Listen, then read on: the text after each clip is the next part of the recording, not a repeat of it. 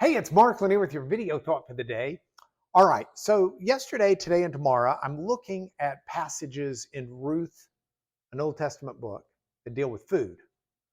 And I've got these wonderful gingerbread houses, fake, that are going to be kind of my prop for this. But first, I got to tell you a story. So I was talking to my buddy Rick yesterday, and my buddy was telling me about his daughter. And his daughter, he met his daughter and her new boyfriend recently, and they met at a restaurant.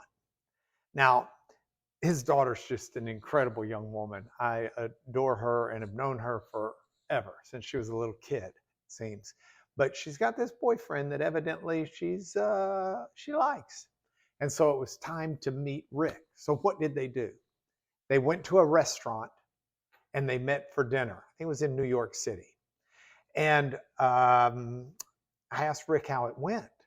And he said, good. He said he really likes the guy. He says he's a good guy. You can tell that the fella really likes his daughter and is good to his daughter and said all the things that you want. And he said it was kind of funny. At one point in the meal, the fella gets up and goes to the restroom. And Rick's daughter says to him, she says, Dad, you're doing real good.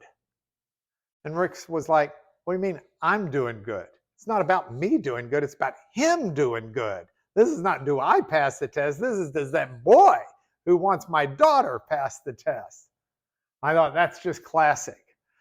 How the idea of getting together around a meal to find out how you get along and to try and move a relationship along, that may sound like something that's in our era, but it didn't start with us. It's been around for a long time.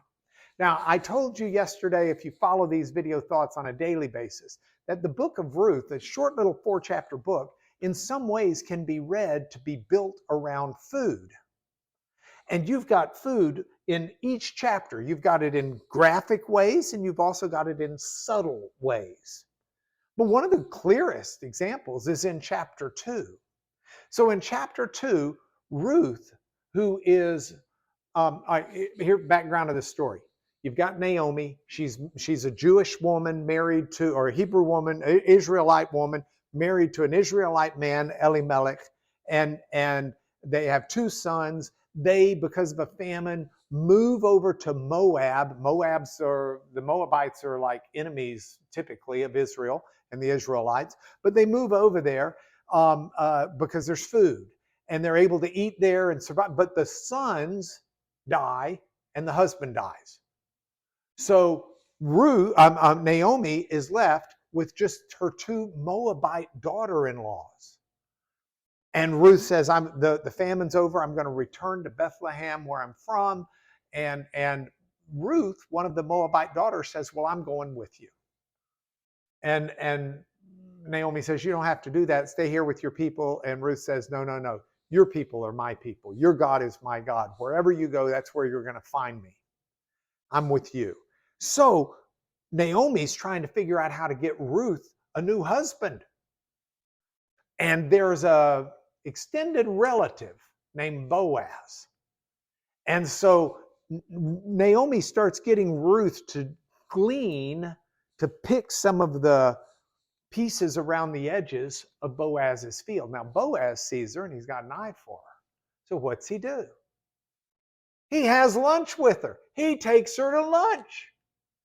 And the lunch, we get the menu. They've got bread. They've got sour wine, think vinegar type stuff. They've got vinegar to dip the bread in. They've got roasted grain. It's like a couscous salad almost. And that's their dinner. And they eat lunch together as they get to know each other. Food is, for centuries, for millennia, food is a place where we gather together to get to know people better. Now, why do I say all of this in a video thought for the day? Because the odds are today, tomorrow, sometime this week, next week, you're going to be eating meals. And I would urge you, I would challenge you to find someone you don't know quite so well and invite them to share a meal with you and get to know them. Find out what makes them tick. Find out what their life's about. See if you can plug into them in some way that enriches them.